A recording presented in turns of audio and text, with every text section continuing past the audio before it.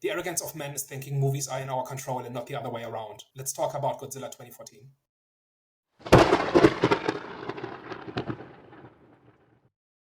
Hello, everyone. Welcome back. We are back, the Eye of the Storm podcast. So, it's Monday, so you already know what today's series is about. But if you don't know and you're new to this channel, Daniel will explain what we're going to be discussing or debating. So this is Have You Seen, in which we talk about a movie that some of us know well and others have just seen for the first time. This week we are talking about 2014's Godzilla, which kicked off the Monsterverse that as of today has 5 movies, and with another one coming out next year. I've seen Godzilla 2014 a bunch of times, and I think the two of you have just seen it for the first time, right? I think I have seen it before, but a very long time ago. It was kind of like a fresh watching it this time around. I don't know if I've seen it before, because I think I have, I just didn't remember anything that I watched. So I'm not sure. I'm 50-50 if I watched it before. Yeah, I first saw it when it came out, and then on and off over the years. In the current continuity that exists, that currently the newest one is Godzilla X Kong: The New Empire, came out last year. It's probably my favorite, which is an unpopular opinion, I think. It seems like while it was received well when it came out, at least the sentiment I see a lot is that it's one of the less popular ones in the series, and most people seem to think that the franchise kind of found its footing after a couple of movies. But this is where it kind of started. So to quickly recap, Godzilla 2014 starts off with an American family living in Japan. They work at a nuclear power plant that gets destroyed, at first under mysterious circumstances, and then years later, the surviving members of that family, at least the father, has kind of turned into kind of a conspiracy theorist who is convinced that his wife died essentially for reasons that have been covered up by the company and by the government. And so he's been studying kind of the event unofficially. So he goes into kind of the exclusion zone where this nuclear accident had happened, and his son basically gets caught in to fly in to kind of get him back. That then sets off a sequence of events in which giant monsters emerge from this exclusion zone, which wakes up Godzilla, and then they fight. And we follow a group of humans who are caught up in those events. So what was your takeaway and overall impressions from Godzilla? So for the first 40 minutes to an hour of this, I was loving it. I thought it was, brilliant. The whole story with Bryan Cranston's character, I think it's Joe, I believe his name is, the scientist. Essentially, his character knew that there was something more to what was going on. And of course, it was being covered up, and, the whole him trying to sort of uncover the mystery and uncover what really happened on that particular day. I thought like it was all very compelling, and it was moving at a really good pace. I thought, the acting was like great in it. The story was like great. I was like really connecting with him as a character, and even his son as well. For that first part of the movie, I was like really vibing with the family dynamic of it. And then they kind of take his character out of the movie for the rest of it, and then it turns into these soldiers trying to contain or trying to kill these monsters. And then that's where I kind of started to lose interest in the movie, and it kind of started becoming a bit, whatever. And then of course you have, the big kaiju fights at the end of the movie as well, which were cool, which were okay, but not really my thing at all when looking at movies. So yeah, I kind of felt like it lost its appeal for me that it had at the start of the movie. As it progressed, and then I slowly just became sort of really disinterested in the movie. As I can't remember his name, Aaron Taylor Johnson's character in this movie, as he became sort of the main focus of it, I was just like, okay, cool. Not really gelling with his story. I think I had a good time. I did have a good time with this film. It felt like there was a story, and which is strange to say because movies should all have a story, but it felt like it had a story because a lot of these like kaiju movies or just like movies where it's CGI heavy, they kind of forget the story in the CGI, as in like they just concentrate on the CGI and like the just monster action. So I kind of had like the same feeling that I had watching Godzilla -1 was similar to the feeling that I had watching this one, especially when it came to like the whole family theme, and obviously the stories revolving around the families and just having human characters. Like I felt very relatable as well because it had like the reaction of human characters like during the situation that they were in, which was good.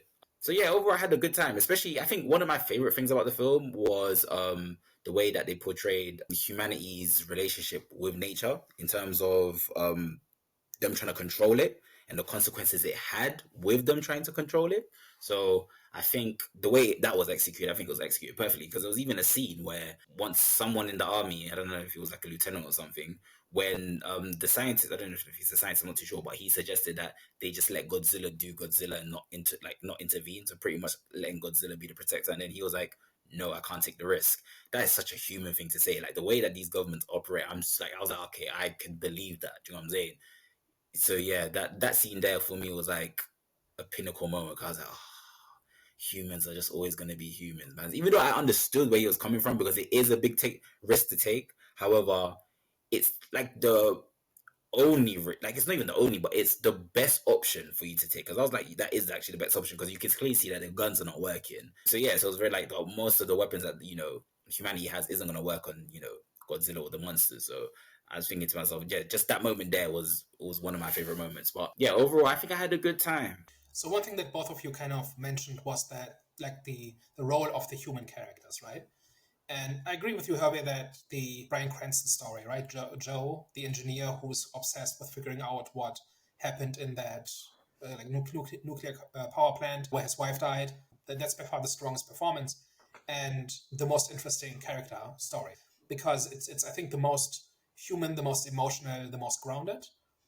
And that kind of leads into this idea that there's kind of two different types of kaiju movies, to the point where they probably should be called different things. They shouldn't all be both called kaiju movies.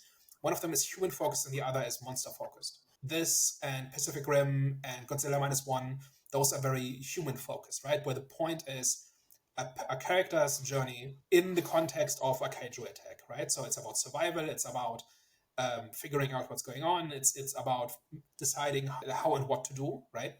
And then we've got the monster focused ones, which are largely about like from the point of view of the monster, right? So the later movies in the Monsterverse, I think, are much more monster focused, right? Like King of the Monsters was like this, Godzilla X Kong was like this, where it's from the point of view of the monsters and the humans are kind of backdrops, and they almost feel obligatory, but not really the point of the story, right?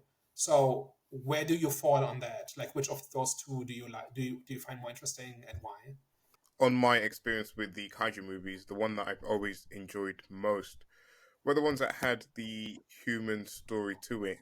So this one, for example, again, Joe, the scientist character in this, really kind of resonated with me. And then, of course, Godzilla Minus One, which you can check out one of our earliest reviews that we did, was The ones that first we one, in had. fact. The And first, the we first already review that we actually apologize for did. the quality of that one. Yeah, but that one, I think we all had really high praise for that movie in terms of the characters and the story it was trying to tell, and the different perspectives that were being framed in that story. I feel like you're able, on my side anyways, because when it comes to the kaiju, big fights and stuff like that, it's never really my thing. And that's not anything against kaiju monsters and Godzilla, etc. Even in action movies, if it's all action, it's not really for me unless it's John Wick and it's done excellently well. But just to get back to the point, I always lean more towards story in movies. I lean more towards stories, more into character development, complex issues that are being dealt with in movies. And I feel like the human focused ones are the ones that have that element to it, whether it's done well or not. And I think in this particular movie, it's done well for the first 40 minutes to an hour of the movie, and then everything after that just loses sort of what it had at the start. So more interested in the human element of it and how they react to being in such a situation. So do you think like that died too soon then? Because it seems like that's where it kind of goes downhill for you. I feel like they could, if they had a compelling story for his son and his learnings from his dad and his I think his dad went through an experience. I don't think they had like such a strained relationship because he was so obsessed with uncovering the mystery or uncovering what happened to his wife. But if there was something there that you could kind of grab onto, or that I could grab onto and latch onto, then I wouldn't have minded it. But for me, they just replaced a really good character with a pretty generic character in this. And they gave him typical things to do. So like he's on the train and he's becoming like the action hero. I know he was like in the army in this particular movie, but he became the action hero. He had to protect the kid and stuff like that. He joined the army squad and was going out and shooting at monsters and this, that, and the other. And it was just like, okay, like it was a bit all too generic and there wasn't any depth there, or enough depth there for me in his character. One thing I will say is I think they killed off the dad a bit too soon, because I think there was a good story there when it comes to the son and the father that I think they could have explored on, especially if he did go back with him wherever the son lived, obviously to his family, because I think there was like a lot of underlying hurt still there that they could have kind of like mended and patched up, because obviously I'm sure, obviously, 15 years later, and obviously the way there was a strain on their relationship due to obviously his father's obsession with trying to find out what actually happened to his wife, why she died and what actually caused it. So I'm sure there was a lot of problems that they could have spoke about, even though it was kind of solved once the son saw that, oh, okay, his dad was telling the truth, yeah. But still, I'm sure that there still could have been a lot of story to that, and it would have been more engaging as well for the audience if it was a two-man journey rather, a father-son journey rather than just the son. So I do hear where you're coming from. I do think the father dies at exactly the right moment, because he is the man of science, right? He's the engineer. His entire life is managing things that are immensely dangerous, right? He's a nuclear engineer working in a nuclear power plant in Japan, right? His entire life is risk and danger and understanding incredibly dangerous things and using that for the benefit of humanity or society. It is not an accident like that is where he comes from. He dies at exactly the moment where humanity loses control, right? Because until the kaiju show up, humanity, like one thing that really fascinates me about the kaiju genre is this idea that we are no longer at the top of the food chain, right? We live in a world in which every problem can be solved in principle, right? If we just understand it, if we just throw enough smart people and money at it, every problem can be solved. And even if you don't agree with this, on some level, also our entire civilization is built on the idea that this is true. And the kaiju genre asks the question, what if that is no longer the case? What if there's something we cannot control, we can only survive? That is kind of the thing that I'm missing from some of the newer movies in the franchise, where at this point we should have adapted to living in a world in which we are no longer in control, and we just have to kind of adapt to whatever whatever niches the kaiju provide us with, right? And I think the reason why I like this movie so much is that this is the beginning of that. We are seeing the process in which humanity is trying to control this phenomenon, and they are losing, and there is never a point at which they get it back. That's to me the really fascinating thing. Joe's character journey and his story is the process of that. It's the process of humanity losing control. And so it ends exactly when it needs to, in my opinion. The problem is just, and I kind of agree with this, that the son is pretty interesting while he's interacting with the father. And after that, he's a little bit of a cardboard cutout.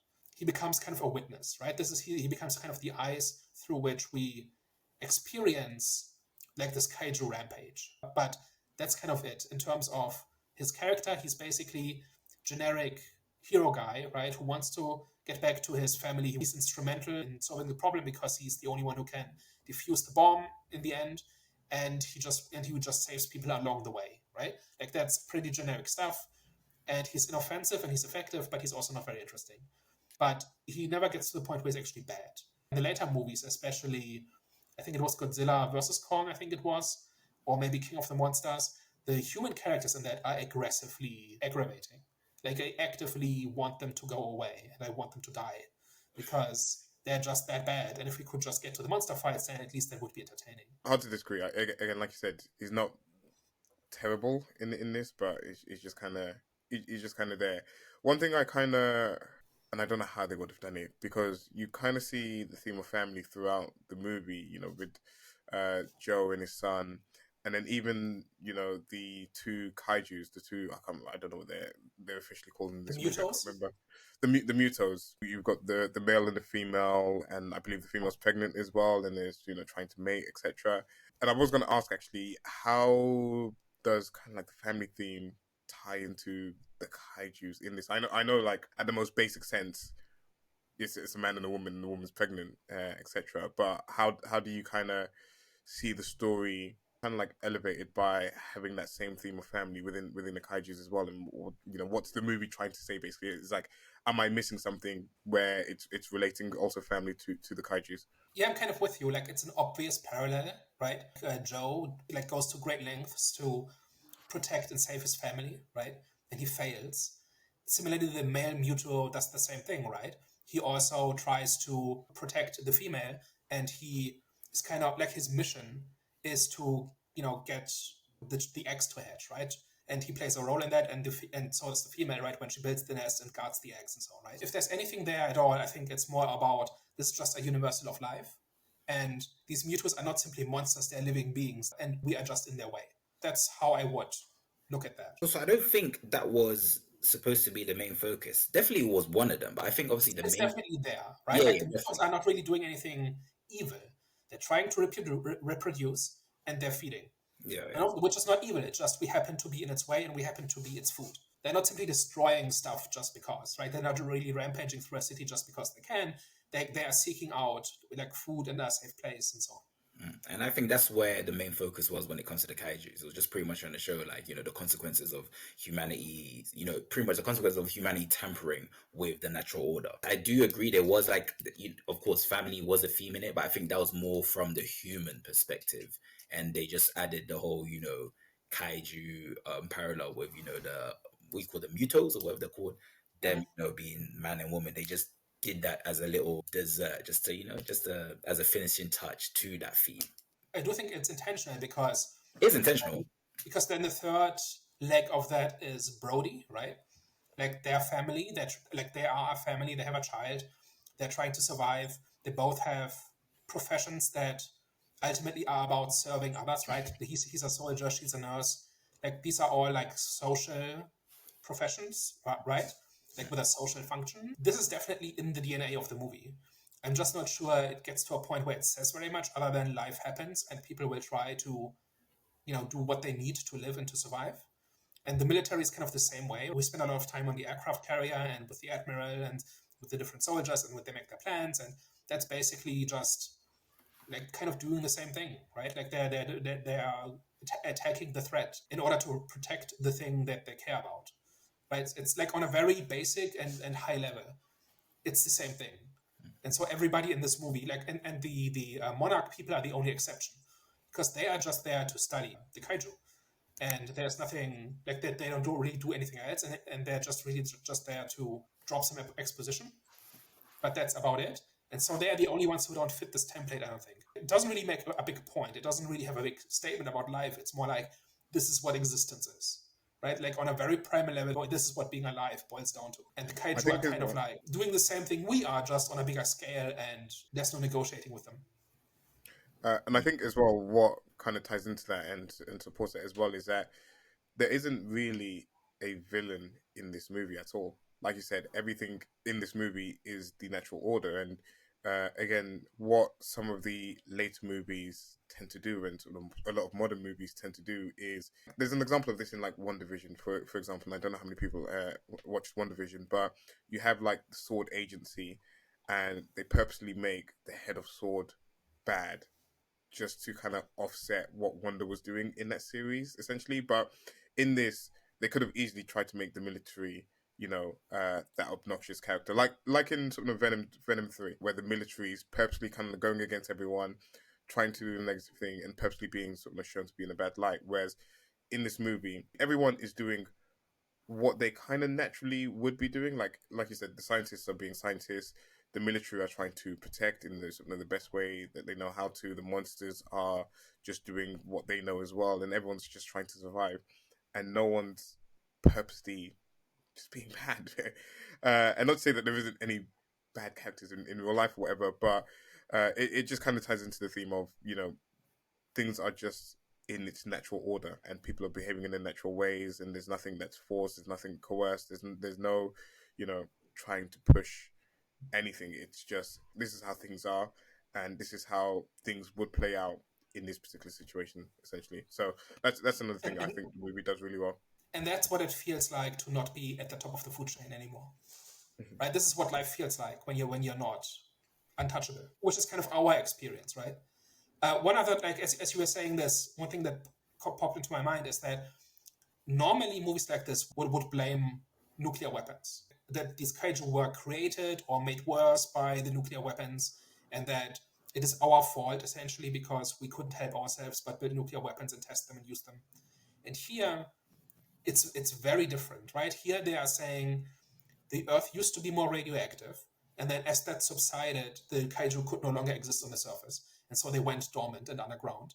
And then when we invented nuclear power, they kind of came back, and then we used nuclear bombs to try to kill them. Not because like that didn't create the monster. We just used nuclear bombs because those were our biggest guns, and it turns out they fed on the radiation, right? But originally, Godzilla is a Japanese processing of the experience of being on the receiving end of a nuclear bomb, right? Like that's something like you cannot understand kaiju movies without that perspective. And it's been 80 years and it's evolved since then, but that's where it came from, right? And now a movie comes along and basically says, no, this was always going to happen. We were always going to invent nuclear power, and that was always going to wake up the kaiju. And we made it worse by trying to nuke them, but that didn't cause the problem. That is something that I didn't pick up on my first watch or two, but that kind of really jumped out at me this time. And that's kind of interesting, right? You would not expect a movie to take that stance necessarily. No, you wouldn't. And it kind of almost feeds into the Oppenheimer thing where, like you said, these things were always going to be created, and once they're created, they're always going to be used, essentially. And it's almost like a metaphor for that, is that naturally we, in the story is that, naturally, like you said, naturally we were going to create, nuclear power plants and eventually, nuclear bombs. And then what comes at the end of that? And it's almost like the kaijus are almost like the metaphor for the disaster that then follows of having the nuclear weapons, without explicitly blaming, nuclear weapons in this particular movie. But it's just almost like a parallel of, the Oppenheimer thing, where you think you're doing good, you think you're advancing technology and science and this and the other by creating the nuclear weapon. Like it's not done so in this movie, but almost like the metaphor of this is then what comes with it, and the devastation and destruction to cities across the world. So yeah, that's just like a small parallel that I kind of wanted to put out there. I'm just trying to not even piece together what you said, because what you said was clear, but the nuclear weapons was, so what I'm about to say, I might have took what you said a bit wrong, but the nuclear weapons was still kind of portrayed in a negative way, though. So what they said was all the nuclear nuclear tests in the 50s were attempts to kill the kaiju, but like they were covered up, and the USSR and the USA said these were tests, but really they were attempts to kill the kaiju. So the nuclear weapons did not cause the kaiju; they did not create them. They didn't really make it worse, right? Like they are kind of woken up by nuclear power plants existing and like radioactive waste existing. But that's kind of like a side effect. It's like ants showing up at your picnic, right? You didn't cause the ants, right? But a lot of other kaiju movies will do this, where they will say, we caused our own demise because we made these bombs. That's just interesting. I don't know of any other kaiju movie. I think Godzilla -1 completely sidesteps it, right? I don't remember now, but I think Godzilla was made bigger in that one by the bombs or something. But it wasn't directly tied to the use of nuclear weapons, I don't think. So even though in the story it was very recent, right? This was just after the end of World War II in Japan, so this should be like fresh in people's memories. But I don't think they make an explicit connection, because that's not the point of the movie as the authors want to make it. But I think it's notable, right, that this kind of breaks with the tradition a little bit and basically just is a lot more pro-nuclear power. Like the nuclear power plant is like it's portrayed as being run in like a professional and safe way, right? Like it's not their fault that the MUTO shows up and just breaks everything, right? They have their safety protocols, and the only reason it goes wrong is because nobody could have expected like a giant cockroach, right, to just eat the power plant, right? Like Joe orders the shutdown at the first opportunity. Like there's no shifty guy in a suit saying, no, keep it going. Won't anybody think of the shareholders, right? Like there's no scene like this. Everybody is professional and safety oriented and does their best. It's an out of context problem, and as a result, they lose. So I think that's just an interesting angle to this that I don't think I've seen very much talked about. So one other thing that I think is really important in kaiju movies is scale. The idea that it has to be big. This movie is full of those scenes, right? So there's lots of scenes where we see things like, I think because we're following human characters and we don't have like this omniscient CGI camera that just captures the entire city, and where the sense of scale can be lost a bit. This one is almost always on ground level. We are always seeing it through the eyes of regular people. And I think that that's something this movie does really well. Like it starts off when they see the kind of the MUTO hatching in the power plant, and there's like workers at the bottom of the screen, and they're like this big on the screen. right? And there's a giant Mewtwo in the background, and then the devastation starts. I think that movie does that really well. Yeah, I agree. I think they definitely, when it comes to like building scale, they definitely aced that one. You never see like Godzilla, or you never see like the MUTOs in full view. It gradually builds up. Like it'll show you bits of it. It'll show you like the head. It'll show you like the legs. Same with Godzilla, right? Like it'll build up to the full view, which obviously builds like the suspense, and then and it kind of gives you like that type of feeling when you finally see Godzilla and you finally see the Muto. Is it Mutos, whatever they're called? When you finally see the Mutos in full action in the end. But I think like people were complaining that there wasn't enough screen time on Godzilla. I think that's what some people found a bit annoying. But for me, I kind of found it. I think it worked well. It worked well because it built the suspense. You know what I'm saying? Like whenever they were shown on screen, it was necessary for the scene and it added to the scene. Especially when you said like you kept on seeing like the human perspective, right? And the human perspective, a lot of the time you can't see. If something that big, you won't be able to see all of it. So I think that's what they did. They executed well. It was like as a human, you're not supposed to see all of it. So that's what made it more relatable and just more engaging, and I just felt the suspense whenever they were on screen. And it's almost like they're making fun of the audience, because there's even a scene where I think it's where Ellie is in a fallout shelter. I think that's her. And she kind of runs into the fallout shelter, and you kind of see the doors closing, and the Muto and Godzilla kind of smash into each other, and right before they hit, the door closes and the scene's over. It's almost like they're making fun of people who complain about not enough Godzilla in my Godzilla movie.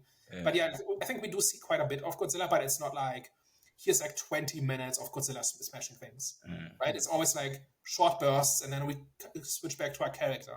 And I think like that's my preferred way of doing a kaiju movie. Like I care about, like I liked, what was it, King of the Monsters, which is basically just Godzilla fighting other monsters, and that's fun. And also, what is it called? Sky Island.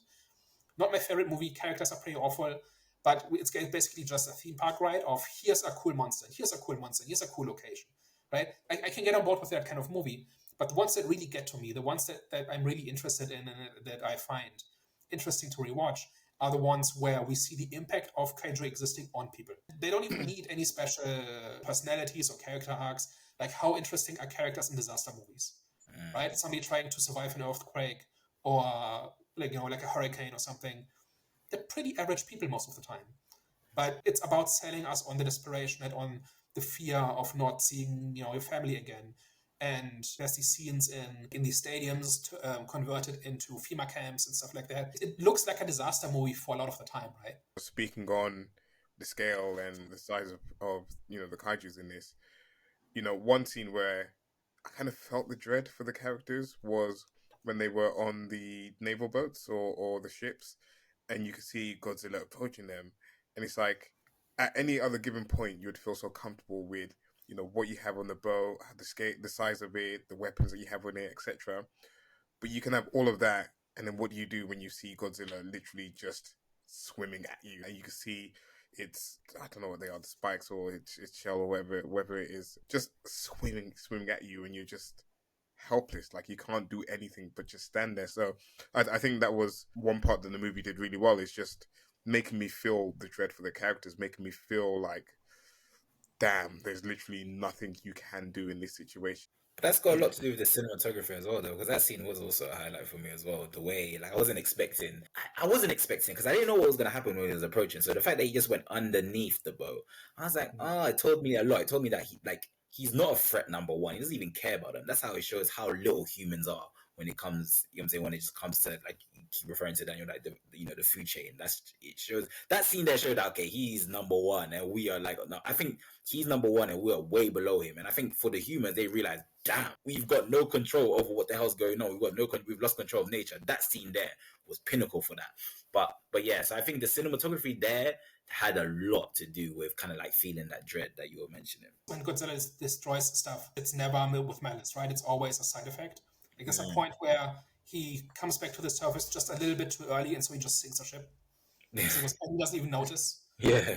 Like, to us, it's this massive thing, and he barely notices. Like, there's like a bunch of different like little set pieces here that, like, to me, a movie like this, like, one of the things I look for in a movie is creativity, right? Where I say, oh, that's cool. And I've got a whole list of them here, right? So the Mewtwo sitting on the power plant, it's like your first oh shit moment, right? Where you just realize, okay, this is not just a large animal, this is something else.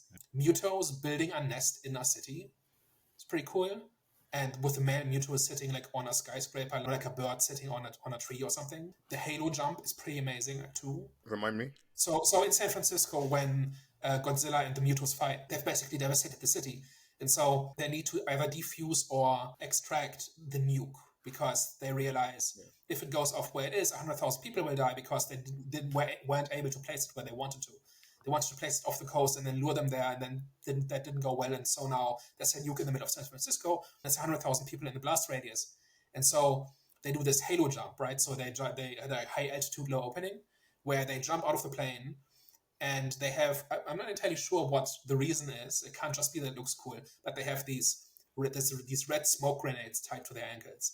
And so like the entire squad leaves behind this red trail that slowly descends from the sky into this cloud of ashes. And it looks incredibly cool. And they kind of fall past Godzilla, and like there's like these first-person shots where they kind of just fall past Mutos fighting. That really communicates scale. And it also looks incredibly cool because you've got kind of this dusky situation because there's so much dust in the air. The entire city has been devastated, and there's just these little red trails of color that indicate this is like humans. And you can barely see them on the screen. It looks incredibly cool. For you, was that like your most iconic moment when it comes to just the film? Because for me, when we're talking about the kaiju, I think for me, so I'm not gonna kind of like derail from what you're saying, but for me, I think the favorite kaiju moment was when the introduction to Godzilla, when he was just screaming. That scene there, though it was generic and it's expected, it's just that's the first time you see Godzilla. Like you don't see his whole body, but you see like his top half, and the way that it just went quiet. And then it was just piercing, but it was like that nice type of piercing. Low key like ASMR, but it was just piercing, bro. I was thinking, flipping out. The sound in this is awesome. You can just imagine what that's like in a proper cinema setup. Yeah. Like my little sound bar already kind of was stretched to its limits. I kind of had to buy some ice cream afterwards to apologize. But like in a proper cinema, this must be pretty impressive. And they just used that sound to kind of convey like the bigness of it. They got the tone right in this film. Yeah, and it's like there's other scenes too, like when the Muto flies for the first time. It's kind of this is not going the way we would like. Yeah. I mean, that movement was funny. Yeah, the way you said that was funny because it literally that's what. Even when it flying out, even when I saw it flying, I was like, damn, it just couldn't get any worse than that. I think the movie has a whole bunch of little scenes like this, right? That I'm kind of missing from something like Godzilla X Kong, where I say, oh, that's really cool. Somebody really sat down and said, okay, what can we put in, not just to convey the core ideas, like how big these things are and how dangerous they are and how powerless we are against them, but also just for the viewers to go, oh, that's cool. That is something I want out of a kaiju movie. You can't just do that for 2 hours. There has to be other stuff too. But I think like a certain amount of it, that's one of the criteria for this is job well done. That's just missing from so many in recent years, and this one just did it 5-6 times, maybe, depending on how you count. Another one where these two soldiers are kind of trying to sneak past the Muto, and then one of their, like the existence of the Muto triggers kind of interference in the radio, and that draws the attention of the Muto, and that doesn't go well. Or there's another one where Brody tries to get to the boat, to get to the nuke. And there's like multiple squads of soldiers just firing at the Muto just to draw its attention, draw it away from the boat. And every time it bites, like just a squad stops firing because it ate them. And there's so many little touches in this. I'm not saying it's the best kaiju movie ever, but it's like I've tried a bunch of them, and like this is like top 3 easily because of just moments like this that really like other one. Like I'm absolutely crazy about Pacific Rim that has a bunch of stuff like that in there too. Cloverfield is another one. It just really needs to kind of convey like what it's like to be a human being in that kind of situation. I definitely do hear what you're saying. I can't really name a bunch of kaiju movies on the top of my head. I'm sure I've seen a lot. I just don't remember. As in, like, I don't remember the names of it. But I do hear where you're coming from. It's just very hard to comment on your point because I don't. Like, you would have to mention a kaiju movie for me to be like, oh yeah, I remember that one and I watched it. So I can't really comment on your point, but I understand your point. It's more you notice when a movie doesn't do this. I was absolutely like losing faith in humanity because people liked Godzilla X Kong so much. And for me, that is like an example of doing it wrong. It's just 2 hours of big monsters fighting, and very little creativity, very few memorable moments. And, not just to dunk on that movie, and if anybody likes that movie, good for you. It's more like the stuff that I'm looking for in a kaiju movie that makes kaiju movies interesting. This one, Godzilla 2014, has them, and so many newer ones don't. Because I think it's just about big monsters smashing things. But there's like a human element that has to be there too. Yeah, I definitely agree with the human element. Definitely, they locked that down. Any other thoughts on Godzilla? I think I've kind of said my piece when it comes to the film. I had a good time with it. I kind of had a similar feeling with watching Godzilla -1, like I said, because of just the whole human perspective and the reaction towards it. So it felt more real in such a, fictional world, fantasy world. So I think they definitely managed to do that really well. So overall, I had a good experience. I know I kind of, say that I fell off in the second half of the movie, but that's You more. said it was rubbish. No, I'm joking. No, that was more story wise in the second half, but it was honestly, it was such a strong start to the movie. I was like so invested in Joe's story at the start of the movie, and then like you said, it's really creative. It's got like so many cool moments. It makes you definitely feel the dread and the fear that you would have being one of those people in those settings. It definitely does. It does fall into the traps of having some generic moments and some generic hero moments for Joe's son in this movie. But outside of that, I think everything else is excellently done. Especially comparing it to other kaiju movies, I definitely hold this in higher regard to others. Maybe not to doesn't reach Godzilla -1 for me, but it's still a very strong outing. Yeah, and one thing this movie kind of reminded me of is how mad I am at the Monarch show. So Apple Plus put out a Monarch show. I don't know if you've seen it.